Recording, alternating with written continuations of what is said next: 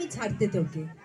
ভীষণ ভীষণ ফেমাস একটি ছবি এবং ব্লকবাস্টার হিট ছবিটা, এবং সেটা এখনো জলসা জলসার পর্দায় যখন দেয়, জলসা সিনেমার তে বা জি বাংলা সিনেমাতে যখন ছবিটি দেয়, এখনো একই রকম ভালোবাসা পাই। এবং ওই সিনেমার একটি গান খুবই ফেমাস হয়েছিল, ললনা ও ললনা। সেখান থেকেই আমার পথ চলা শুরু।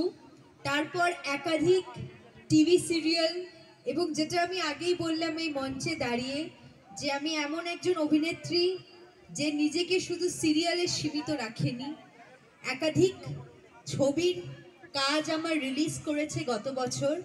সেগুলোর জন্য আপনাদের জন্য সম্ভব হয়েছে, এজন্য অসংখ্য ধন্যবাদ। এবং নিজেদের জন্য, আমার জন্য, ভালোবাসার জন্য